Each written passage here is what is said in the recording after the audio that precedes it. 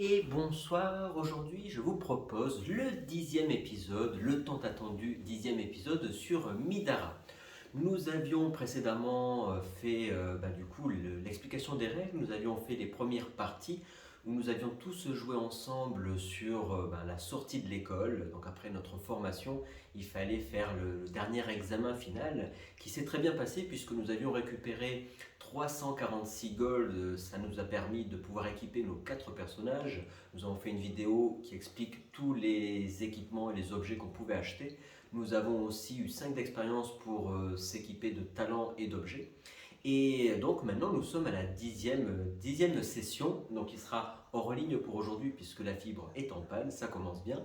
Et on reprendra le lundi 31 janvier en live tous ensemble où on fera le prochain scénario. Donc aujourd'hui c'est l'intermède où on va du coup continuer notre histoire. Et puis du coup on se retrouve tous ensemble en live le lundi 31 pour continuer l'aventure sur Midara. Donc nous en étions où? Nous étions sur la voie de la citoyenneté. Jamais de sa vie, Nightingale n'avait été aussi heureuse de quitter l'Institut. Plusieurs fois elle s'était surprise à sautiller et elle avait dû ralentir pour reprendre une démarche sereine. Je dois admettre que je m'attendais à ce que ça soit plus dur, dit Rook.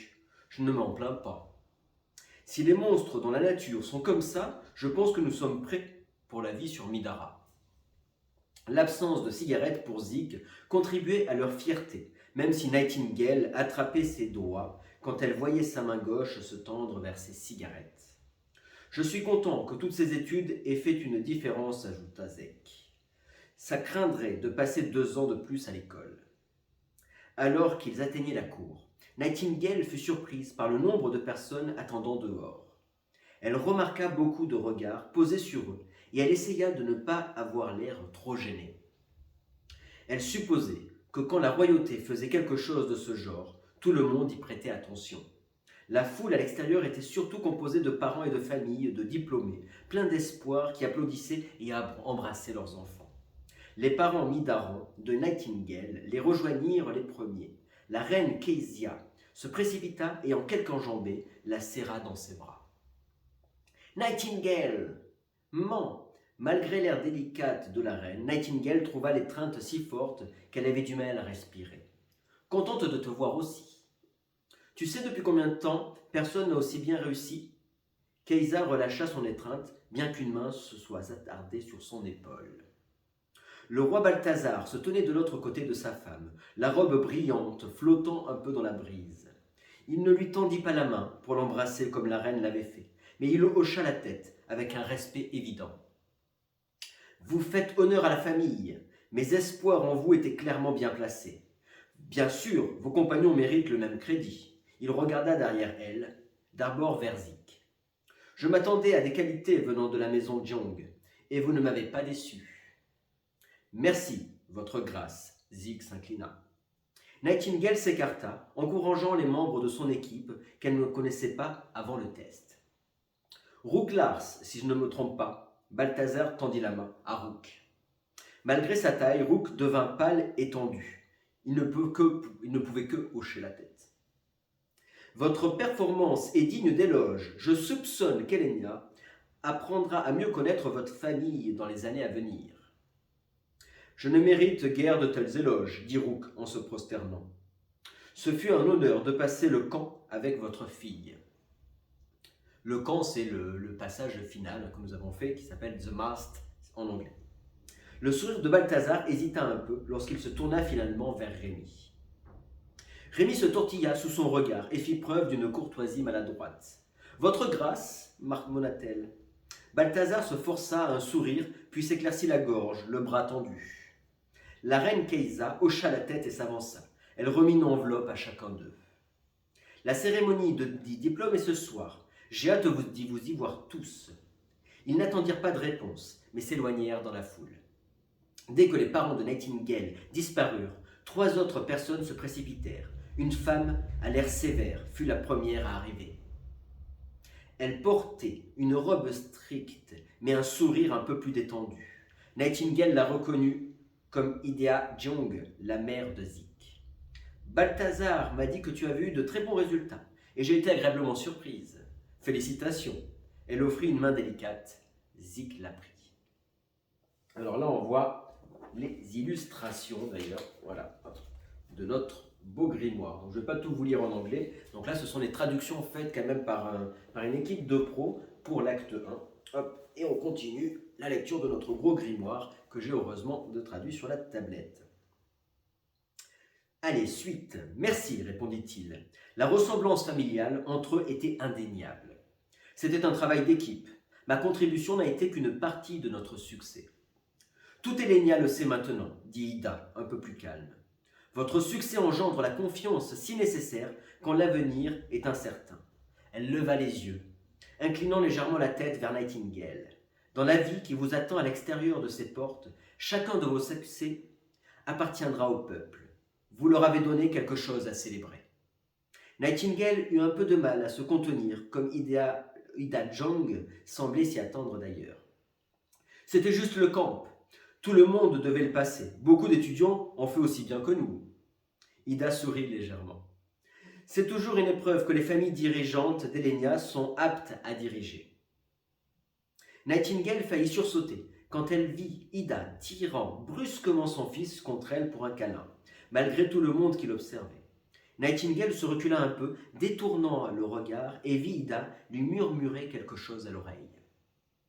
Zik sourit, mais il ne parvint pas à dire quoi que ce soit avant qu'Ida ne s'écarte et disparaisse dans la foule avec un gracieux bruissement de robe. À quelques mètres de là, il n'y avait rien de cette dignité guindée dans la façon dont les parents de Rook l'embrassaient. Sa mère semblait si bouleversée qu'elle pouvait à peine parler. « Je suis juste si fière. »« Tu sais qui était cet homme, n'est-ce pas ?» ajouta son père. « Le roi Balthazar. Il essayait d'avoir l'air décontracté. Je suppose que c'est assez incroyable. » « Le roi Balthazar. Il essayait d'avoir l'air décontracté. Je suppose que c'est assez incroyable. » Le roi Balthazar, reconnaissant notre fils, sa mère le serrait encore dans ses bras, mais pas trop fort cette fois-ci. Nous ne pourrions pas être plus fiers. Quand elle lâcha prise, son père lui tapota le dos. Tu nous manqueras encore à la ferme, mais tu es destiné à plus que de sarceler et réparer les clôtures. Sarcler et réparer les clôtures, pardon. Merci, pas besoin d'exagérer cependant. Je suis sûr que ce n'est pas... Oh, Salé, sa mère le coupa. Le capitaine de la garde du roi veut te parler, ce soir avant la cérémonie de remise des diplômes. Vraiment ? Rook essaya de cacher son sourire, mais son sourire s'élargit malgré ses efforts. D'accord, je vais dire au revoir à mes amis et on pourra partir. Hop là. Alors, qu'est-ce qui s'est passé ? Pendant que les autres étaient occupés à parler avec leur famille, Rémi était seule, fixant, embarrassée, le bout de papier avec sa note. Elle traînait les pieds, reculant d'un pas ou deux chaque fois qu'elle pensait que personne ne regardait.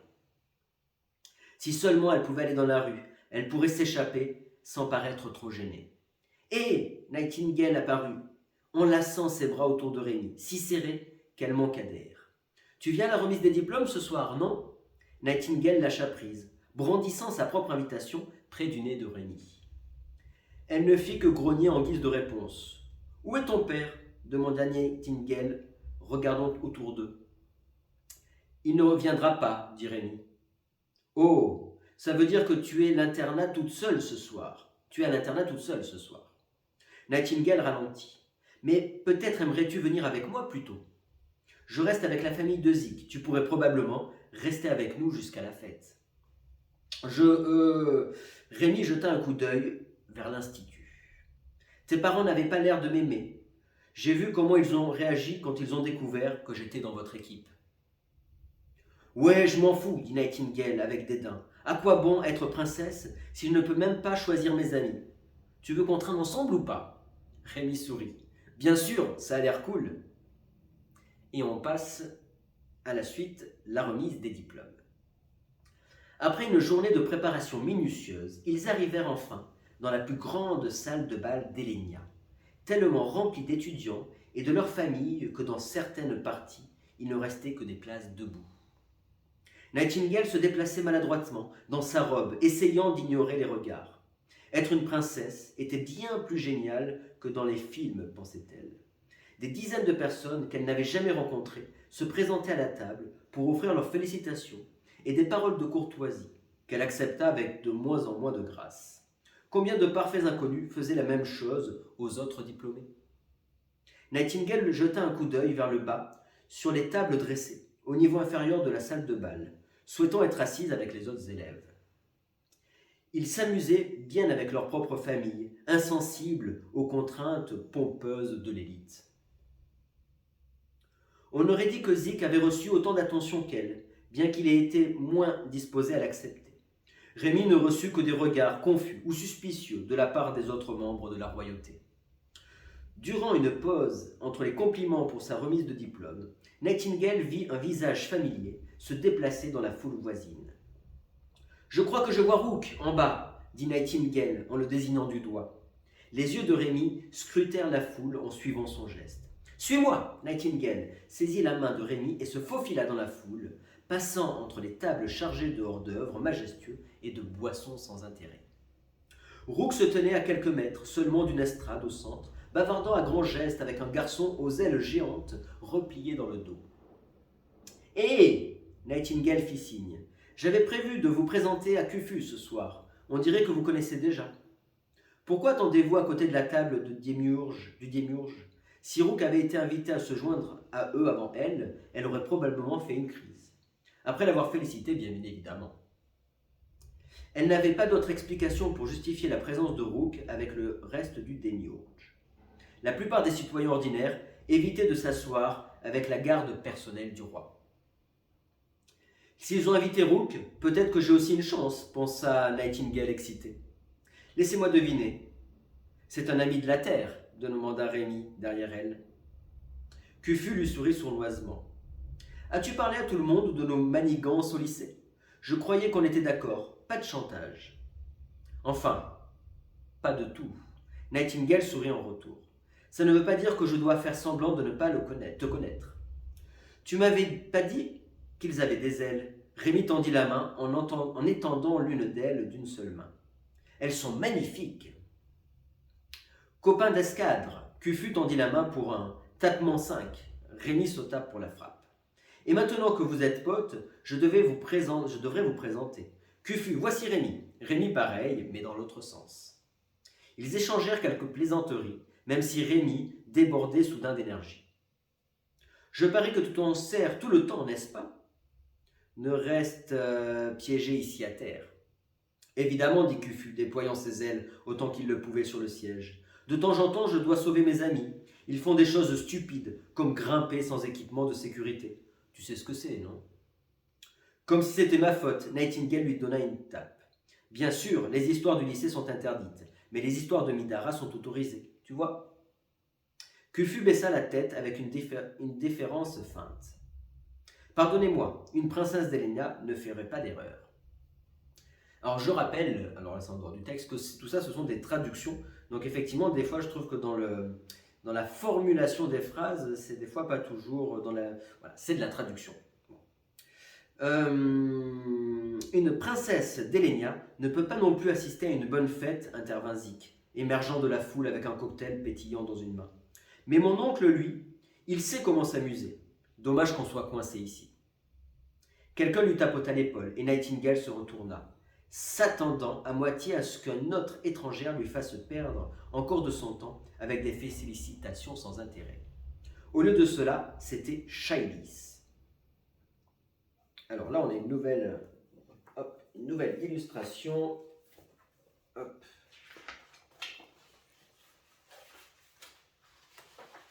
Comme ça, je vous montre en même temps les illustrations. Voilà. Et puis donc ici, c'est Anouanette de Jeong. Et là, ici, nous avons Balthazar Arsène. Alors, quelqu'un lui tapota l'épaule et Nightingale se retourna, s'attendant à moitié à ce qu'une autre étrangère lui fasse perdre encore de son temps avec des félicitations sans intérêt. Au lieu de cela, c'était Shaïlis. Ouais, Nightingale se libéra.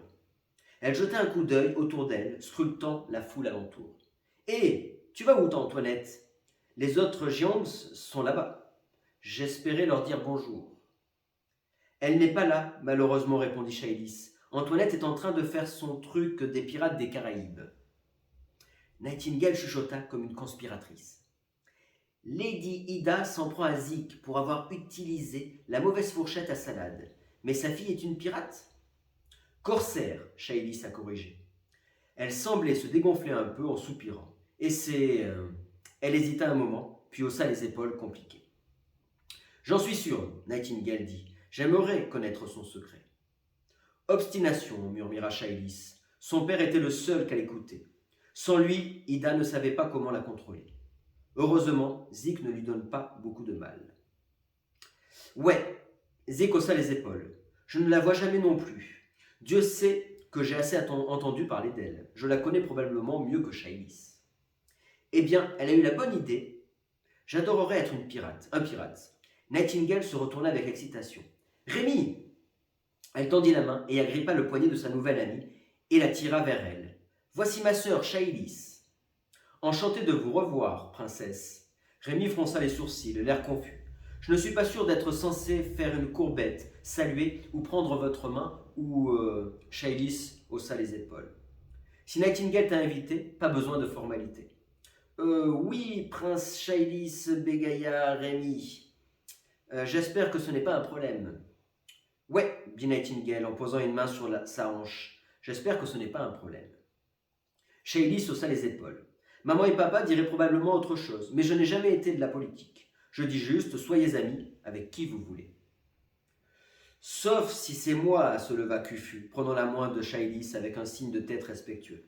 Princesse, ravie de vous revoir. Elle lui rendit son sourire poli. J'espère que les Jiang t'ont occupé. Balthazar ne voulait pas que je sois près de son incroyable fille. Je ne vois pas pourquoi. Le poing de Khufu alla cogner Nightingale sans détourner son regard de Shaelis. Parfois, je pense que Balthazar espère que je ne revienne pas des missions où il m'envoie. Nightingale grimaça nerveusement. Il ne ferait pas ça, n'est-ce pas? Shaelis ne fit que sourire en réponse.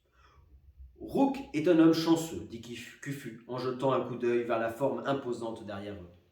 Rook était en pleine conversation avec un autre démiurge.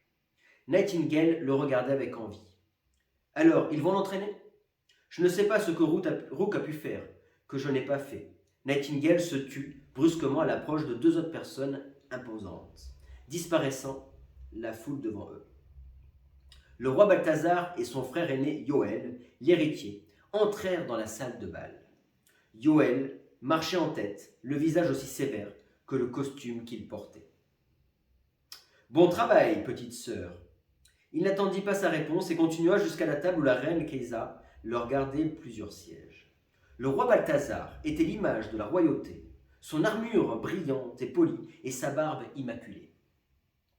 Ce qui lui manquait en grâce, il le rattrapait en confiance, le tout souligné par les cicatrices de son visage et quelques poils gris dans sa barbe. Balthazar continua jusqu'à l'estrade. Il s'arrêta là, frappant du doigt le bord du podium, faisant ainsi taire le reste de la salle avant de parler. Nous sommes réunis ici aujourd'hui pour célébrer le succès de chacun d'entre vous qui avait réussi le camp. En quittant l'Institut et en entrant dans Helenia, retenez les leçons que vous avez apprises. Ne vous laissez pas berner en pensant que l'éternité signifie l'immortalité. Vous êtes ensemble la force de notre grand pays. Tout cela dépendra de votre contribution dans les décennies à venir. Il y eut des applaudissements polis dans la salle. Balthazar attendit le silence avant de continuer. Midara ne peut pas être le monde que vous connaissez le mieux. Midara n'est peut-être pas le monde que vous connaissez le mieux. Mais nous espérons vous avoir donné les outils pour le considérer comme votre foyer. Nightingale n'attendit pas un instant de plus qu'elle ne le devait. Dès que son père descendit de la scène, elle se dépêcha d'aller à sa rencontre. Il n'avait pas l'air surpris, juste un peu méfiant. « Oui, Nightingale ?» Elle se balançait, mal à l'aise d'un pied sur l'autre, sa queue se tortillait derrière elle. Elle ne prit que quelques secondes de plus pour s'armer de courage, puis tout sortit en un éclair. « J'aimerais rejoindre le démiurge. » Je sais que c'est un peu étrange de voir un membre de la famille royale se joindre à ceux qui les protègent, mais Dominique l'a fait avant sa mort. Khufu se portera garant de moi, et maintenant que tu as laissé Rook s'engager, on pourrait s'entraîner ensemble. Balthazar la fit taire d'une main levée. Je suis désolé, Nightingale, ce n'est tout simplement pas possible. Il se détourna de la table, comme pour se diriger vers l'une des portes. Elle aurait dû le laisser partir, mais elle ne le fit pas. Attends! Elle le rattrapa par le bras. Plusieurs personnes regardaient la scène avec étonnement et les conversations se turent. Je sais que tu es inquiet à tout ce qui pourrait me mettre en danger, mais c'est exactement le contraire de ce que c'est. Tu ne pensais pas qu'être mieux préparé mettait Dominique en danger? Balthazar tressaillit légèrement à la mention du nom de son fils mort. Ton frère aîné était un guerrier, qui t'était au moins 2 fois supérieur. Son expression se durcit. Il avait acquis la sagesse et l'habileté pendant de nombreuses années avant d'être reconnu. Tu es une enfant. Reprenons-en dans un demi-siècle, et nous verrons. Mais Rook n'a pas été accepté pour la formation de Demiurge. La voix de Balthazar diminua jusqu'à un chuchotement sévère, et il se pencha vers elle, lui jetant un regard noir. Il vous a protégé d'un loi de la terre pendant le camp. Ce cube cassé. Tu aurais dû t'enfuir, mais tu ne l'as pas fait. Je l'ai désigné comme ton chevalier personnel. Chevalier? Mais tu es importante pour ce royaume, Nightingale. Je pense qu'il est nécessaire de te protéger en permanence. Tu ne connais pas tes propres limites. Chacun de nous a un rôle à jouer, et ceci est le tien. Nightingale ignora les regards, le fixant obstinément. Ma vraie famille ne m'aimait pas parce que j'étais utile, ils m'aimaient parce qu'ils étaient ma famille. Balthazar soupira, reprenant tranquillement son souffle pendant quelques secondes. Ta vraie famille est ici. Ne crois pas que dans quelques années sur Terre change l'éternité ici à Elenia. Ta mère et moi ne t'aimons pas moins pour autant. Elle lui tourna le dos, sa queue s'agitant furieusement. Tu t'es joué de moi, Nightingale s'éloigna, retournant à sa table avec une frustration grandissante. Et Zik, elle ne voulait pas s'asseoir. Zik leva les yeux de la table derrière une cigarette tout juste allumée. Ouais. Ton oncle, celui qui les rend fous furieux. Yun? Oui, Yun. Nightingale se pencha près de lui. Est-ce qu'il fait quelque chose de spécial ce soir? Et pourrais-tu nous faire entrer? Oui et oui. Zik jeta un bref coup d'œil. Ne trouvant pas de cendrier, il écrasa simplement sa cigarette sur la nappe. Je ne suis pas sûr que ce soit judicieux, Nightingale, dit fermement Rook. Ta famille s'attend probablement à ce que tu restes ici. Nightingale, tendu, se détourna. Je me fous royalement de ce qu'ils attendent de moi. Zik haussa un sourcil à ce commentaire, mais il ne dit rien. D'accord. Zik se leva maladroitement. J'avais l'intention d'aller chez lui quand cette fête deviendrait trop ennuyeuse de toute façon. Rook se leva aussi, les yeux baissés. Je suppose que je viens aussi alors, je suis ton chevalier. Rémi resta là sans bouger, fixant la table. Allait-il la laisser ici? Au lieu de cela, Nightingale posa brièvement une main sur son épaule. Tu viens, Rémi? Je parie qu'on s'amusera bien plus à une vraie fête. Ouais. Elle bondit sur ses pieds en renversant presque sa chaise. Je veux dire, oui, ça a l'air fantastique. Ensemble, ils laissèrent la fête de fin d'études derrière eux. Et là, on arrive à une fête de Yun. Rémi pouvait à peine trouver les mots alors qu'elle regardait fixement le ciel, fixant une ligne d'une douzaine de blocs en pierre anguleuse. Elle semblait être faite de marbre blanc, s'élevant vers le ciel selon une logique obscure. Alors ce sont les tours blanches, hein? Et vous, vous vivez ici? On s'y habitue. Zik grogna, déjà en train de fumer. Les gardes de ce teint de portail vers la terre sont les pires, et il y en a plus que presque partout ailleurs. Le sol était luxueux, en granit blanc, entouré de jardins soigneusement entretenus. Rémi pouvait sentir les fleurs, même si la plupart s'étaient refermées à cause de la fraîcheur de la nuit. Et Yun organise une fête ici? Nightingale n'avait pas décoloré pendant le voyage. Décoléré, pas décoléré. Nightingale n'avait pas décoléré pendant le voyage. Au même endroit que celui où se trouve le portail, il y avait un peu d'admiration dans sa voix en prononçant ce dernier mot. Chacun d'entre eux avait utilisé ce portail et tous en avaient compris sa valeur. Pas de portail, pas de royaume. Ouais, mais cet endroit est bien plus grand qu'il n'y paraît. Ce n'est pas comme s'il faisait la fête dans la zone du portail. Il fit un geste vers le sol avec sa cigarette. Il nous serait impossible de nous en approcher. Yun organise sa fête près des cryptes blanches. On raconte qu'elles sont plus profondes, que les tours ne sont hautes. Je pense que personne ne sait exactement jusqu'où elles descendent. Alors, est-ce qu'on a des nouvelles illustrations? Hop. Pas plus que ça, à part celle-là. Voilà. Toc. Voilà, voilà. Et nous arrivons ici.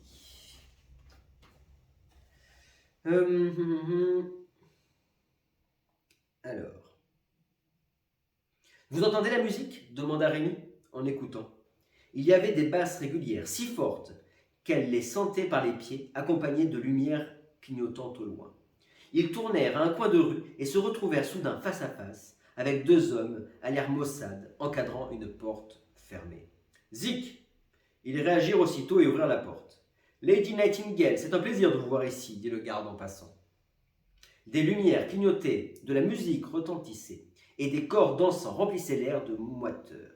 Là où la fête de remise des diplômes de Larsen avait des tables et un repas à 3 plats, Yun avait un bar rempli et des tables entières recouvertes de boissons. Nightingale s'approcha du bar et descendit un petit verre d'un liquide coloré et lumineux. Rémi résista à l'envie d'en faire autant. Si Nightingale réagissait aux mauvaises nouvelles comme l'avaient fait certains des amis terrestres de Rémi, elle serait probablement reconnaissante d'avoir une amie sobre dans quelques heures. La fête, tout aussi géniale que Zik leur avait laissé deviner. La musique était un retour réconfortant à la musique de la terre, forte et agressive. Elle permettait de faire une pause aux chorales et pièces classiques que beaucoup d'étudiants jouaient à l'institut. Une main sur l'épaule de Rémi la fit sursauter. Elle se retourna brusquement sur la défensive, mais ce n'était que Nightingale, le souriant, avec ses dents bleues et brillantes. Zik vient d'apprendre qu'on nous démette à l'étage. Qu'il les déplace à l'étage. Nightingale posa sa coupe incandescente sur la table. Pas de problème, Rémi. Quoi qu'on fasse, je viens avec toi. Alors qu'ils arrivaient à l'étage, Rémi constatait que Yun Jeong n'était pas comme la famille Arsène. Il n'avait pas érigé de trône. Il avait plutôt choisi une table au milieu, d'où il pouvait participer au spectacle aussi facilement que l'observer. Rémi le sentit avant de le voir, comme tous les alcools que la terre avait inventés et que beaucoup d'autres qu'elle n'avait pas inventés. Yun se détacha de groupies séduisantes et s'extirpant hors des banquettes. Yun était plus grand que Zik et portait une veste ouverte sur un torse svelte et musclé. Ses cheveux étaient coiffés, son visage rasé de près et des bijoux en cristal brillaient légèrement autour de son cou. « Mon neveu !» Yun sourit, ouvrant ses bras. « Je ne t'attendais pas ce soir. La remise des diplômes n'était pas assez intéressante ?» Zik fait un signe de la tête. « Personne à Midara ne peut organiser une fête comme toi, tu le sais bien. » « C'est la vérité même. Tes amis semblent charmants. » Il agita une main avec plusieurs anneaux brillants vers eux, bien qu'il ne semblait voir personne d'autre que Zik. « Amusez-vous bien, les enfants. Je resterai bien, mais il soupira. On a besoin de moi, ailleurs. » Zik ne dit rien avant que Yun ne soit parti. Je ne crois pas avoir jamais vu Yun s'intéresser à autre chose qu'à ses fêtes. Il a essayé de me faire venir à ses fêtes depuis que je suis arrivé ici, mais maintenant que nous sommes tous là... 3 petits points. Rémi continua en murmurant. Je pourrais le suivre. Zik acquiesça. Pourrais-tu le faire sans te faire prendre? Si Yun s'est encore mis dans le pétrin, la famille doit le savoir. Pas de problème. Rémi fit craquer ses articulations. Je reviens très vite. Rémi disparut dans la foule. Elle inclina les épaules et rentra ses ailes en se déplaçant parmi les invités. Avec tant de lumière clignotante et tant de gens, il n'était pas difficile de disparaître. Elle se rendit jusqu'à la porte ouverte et la franchit. Rémi n'était pas arrivé à Midara dans une famille aimante comme Rook. Elle n'était même pas entrée dans la noblesse bien intentionnée, mais sans âme comme Zik et Nightingale l'avaient fait. Le père de Rémi l'aimait beaucoup et lui avait enseigné ce qu'il croyait être les compétences nécessaires pour survivre. Parfois, cela signifiait se cacher à la vue de tous. Malgré la sécurité des cryptes blanches souterraines, les salles autour de la fête de Yun étaient désertes. Rémi se dépêcha de suivre les bruits de pas, qui s'éloignaient aussi discrètement que possible. Elle mémorisa les couloirs, au fur et à mesure, notant mentalement chaque virage. Tout à coup, les bruits de pas s'arrêtèrent. Rémi s'arrêta aussi, en tendant l'oreille. Il lui fallut quelques secondes de concentration pour transformer les sons feutrés en voix. « T'es sûr ?» demanda Yun. « Absolument. » La deuxième personne était une femme, brusque et pressée. On ne sait pas jusqu'où il a pu aller maintenant. « Et vous êtes certain que quelqu'un n'a pas juste oublié de fermer la porte ?» Hélas, il y a un soupçon de dégoût dans la voix de la femme. On ne fait pas ce genre d'erreur. Qu'est-ce qu'on fait? On envoie une patrouille? On appelle le démiurge? Non, monsieur. Je vous suggère de renforcer la garde à chaque sortie connue. Dans le cas peu probable où il trouverait la sortie, on s'assurera qu'il ne vole rien. Yun grogna furieusement. Tu m'as fait quitter une soirée importante pour me dire que nous ne pouvons rien faire. Il éleva la voix en colère, à moitié ivre. D'accord, capitaine, continuez à faire le travail pour lequel ma famille vous paie. Rémi se retourna, se dépêchant de revenir à la fête avant que quelqu'un ne la trouve là où elle ne devrait pas être. Elle retrouva tout le monde qui attendait à l'intérieur et expliqua tout ce qu'elle venait d'entendre. « Tu sais ce que ça veut dire, n'est-ce pas ?» s'enquit Nightingale. Rook gémit. « S'il te plaît, ne fais pas ça. » Hop. Et là, on voit notre Yun. Il est là. La classe. Nightingale l'ignora. S'il y a une sorte de voleur dans les cryptes blanches, ça veut dire que quelqu'un doit le poursuivre. Quelqu'un comme nous. Rook croisa les bras. Oui, peut-être qu'on devrait laisser les gardes faire leur travail. C'est stupide. Tu veux dire génial, dit Nightingale, en lui donnant un coup de coude dans ses côtes. Avouez-le, vous voulez aller là-bas et vivre des vraies aventures. Rook hésitait, il regardait ailleurs. J'ai vraiment envie d'y aller. Il semble juste qu'un chevalier devrait décourager sa princesse de faire des choses risquées. Nightingale roula des yeux, se tournant vers Zik. Et toi? Tu sais ce qui va nous arriver? Quand la soirée sera finie, il faudra peut-être des années avant que nos parents nous lâchent la bride. Donne-toi encore quelques décennies et tu seras peut-être marié à une espèce d'idiote pour cimenter une alliance politique sans intérêt ou n'importe quoi d'autre. Elle posa une main sur son épaule, lui souriant avec ses grands yeux verts. Avec les lumières qui clignotaient tout autour d'eux, ils brillaient. « Tu ne veux pas de cette merde, dit Zik. Tu ne veux pas de cette merde, Zik. Tu veux vivre. » Elle fit un geste vers le couloir d'où venait Rémi, avec un sourire sauvage sur le visage. « Allons attraper un voleur. » Bien sûr, rétorqua Zik. Je connais assez bien les cryptes. Nightingale se tourna vers Rémi. Tu en es? Évidemment. Rémi lui fit un sourire en retour. Les rumeurs de ce qui se trouve en bas, je me demande si elles sont vraies. Zik fit un geste vers un couloir voisin, se cachant pour que Yun ne les voie pas alors qu'il revenait à nouveau à la fête. Très bien, suivez-moi. Et là, on va sur fouiller le donjon, page 30. Alors, fouiller le donjon. Alors, je vais boire un coup et on continue l'histoire. Vous avez vu, il y a si vous cherchez un jeu narratif, au niveau du texte, il n'y a pas plus dans celui-là. Je parle en tout cas pour un dungeon crawler et un land crawler. Alors, fouiller le donjon. Alors, désolé, j'ai la tête toujours un peu sur la tablette, mais il faudrait que je lise comme ça, sinon... Mais bon. Je suis presque sûr que la porte secrète est par là. Zik regarda l'intérieur, mais cela n'ouvrait que sur une fissure. C'est ce que tu as déjà dit, il y a 3 portes. Nightingale se rapprocha, poussant une pierre de lumière à travers l'ouverture. Zik sait où il va, gronda Rook quelque part derrière.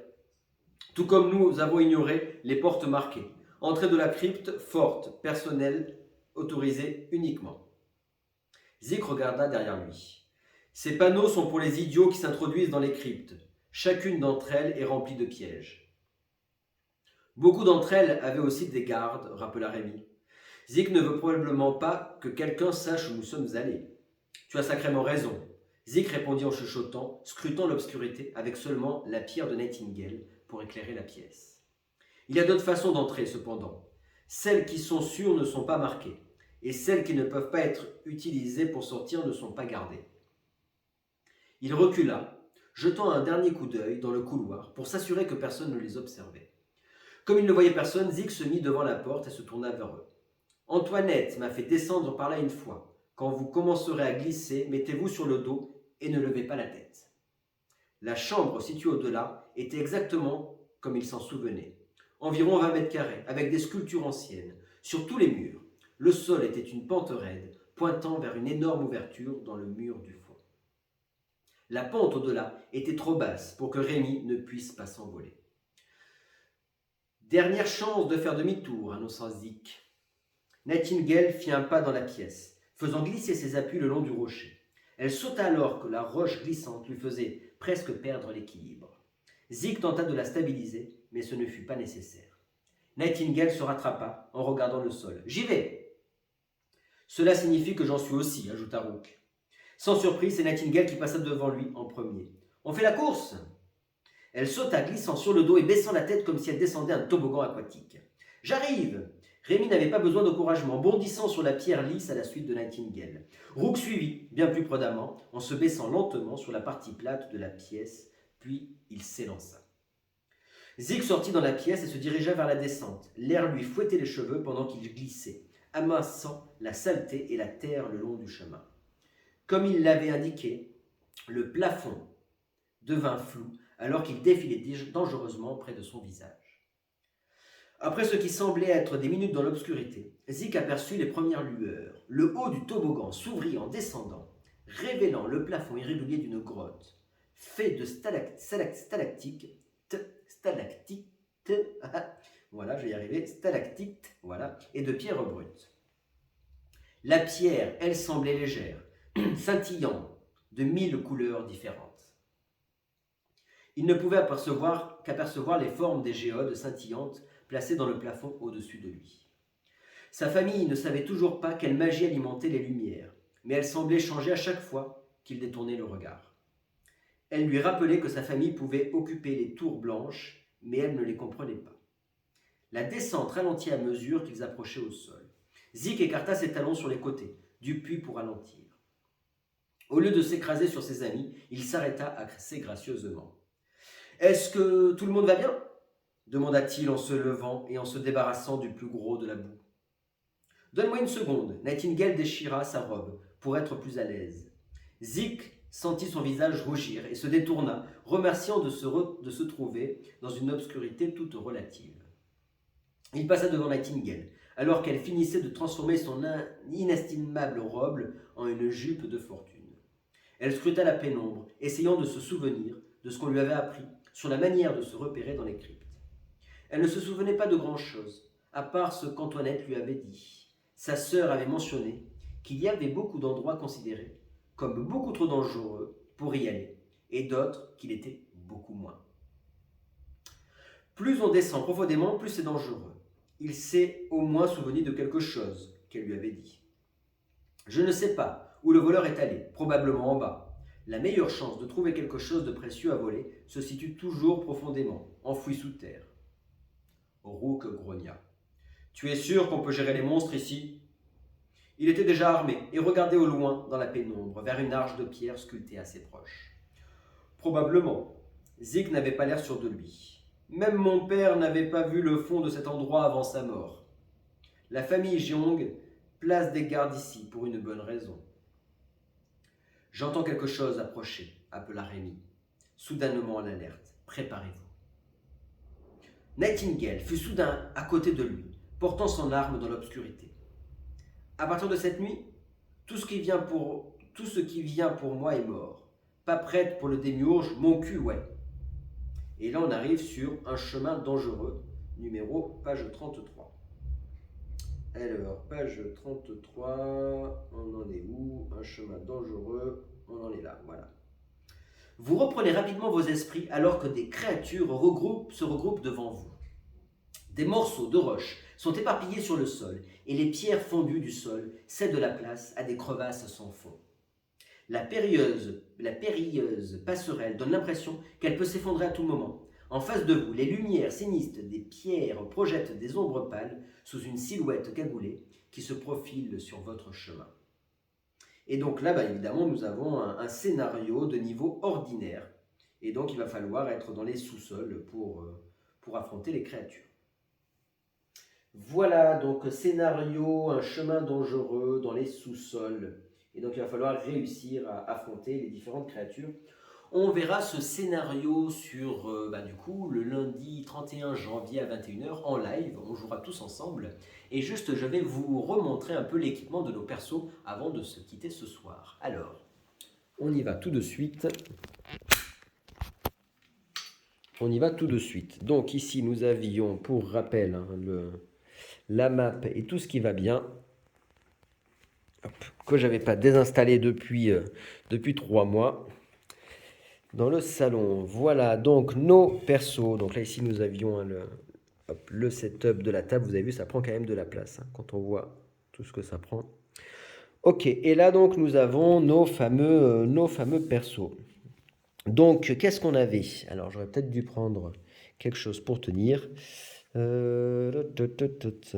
qu'est-ce que nous avions pris? Nous avions pris, pour Rémi, nous avions pris, hop, le mind, c'est-à-dire le soin. On avait pris ça pour Rémi, donc on l'avait transformé du coup, en soigneuse, tout simplement. Là, sa tunique, on l'avait pas changé. Ensuite, on avait gardé ça, parce qu'on avait trouvé ça plutôt sympa, donc on l'avait gardé, qui permettait du coup d'ignorer tous les dégâts qu'on reçoit. Par contre, après, c'était utilisé. Ça, c'était un peu les consommables qu'on avait chopés aussi. Ça évite de provoquer des break attack. Donc, quand on sort d'une zone adjacente à un ennemi, on ne se prend pas les dégâts de retour. Nos couteaux de lancer, vous vous en rappelez. Et on avait fait une soigneuse archère. Et donc, on avait pris le carquois. Le carquois qui permet d'avoir plusieurs flèches. Et ces flèches-là qui nous permettaient de gagner plus 1 en range si jamais on avait le combo archerie. Et puis, on pouvait exhaust pour que l'ennemi de cette attaque ne puisse pas esquiver. Ensuite, nous avions ça pour contre-attaquer gratuitement. Et ensuite, évidemment, notre belle arbalète à 2 mains. Voilà, archery. Donc on pouvait, vous voyez, la 2D à 2 mains, 4 de distance. On pouvait donc exhaust une flèche qu'on a d'équiper pour une exhaust cette carte. C'est-à-dire que quand cette carte elle est inclinée, on peut incliner une flèche pour évidemment réarmer notre arbalète, c'est normal. Et cette arbalète, quand on l'exhaust, qu'est-ce qu'elle permet? Elle traverse l'armure, elle a 3 de piercing. Hop, voilà, ça c'était pour Rémi, que je vais ranger évidemment après. Ensuite, Zik, qu'est-ce qu'on lui avait mis à Zik? Alors Zik, on avait décidé de lui donner du subterfuge, donc faire du DPS, puisque qu'est-ce qu'ils disent? Il dit en fait quand on doit déterminer les dégâts, on peut dépenser des points de stamina pour gagner plus de dégâts pour chaque point de stamina. Et quand on incline, si on a 2 armes légères, donc on a 2 armes, une arme dans chaque main, ce qui est le cas, et si jamais on fait ce qu'on appelle une flanking attack, donc si on est à un opposé d'un allié par rapport à un ennemi, si on entoure un ennemi avec aux faces opposées, et du coup on ignore l'armure. Donc ça c'est très très fort, c'est vraiment très bien. Et en plus du coup ça c'est un exhaust, mais même en passif c'est pas mal. Ensuite on lui avait donné quoi? On lui avait donné ça qui permet quand on esquive une attaque, on peut permettre à un allié dans la sphère d'influence de gagner un token d'esquive. Super. On avait gardé son petit blouson en cuir. Et on avait pris 2 armes à une main. Là, voilà, elle, par exemple, elle perce l'armure de 2. Combo backstab. Et on peut... ça, celle-là, on l'avait déjà avant. Donc, de toute façon, il n'y a pas de nouveauté sur celle-là. Ça aussi, ça permet de contrer. Gratos. Une petite potion de soin. Nous avions de quoi récupérer des points de stamina et bien sûr notre couteau de lancer, puisqu'à la garageux, c'est ça qui nous sauve.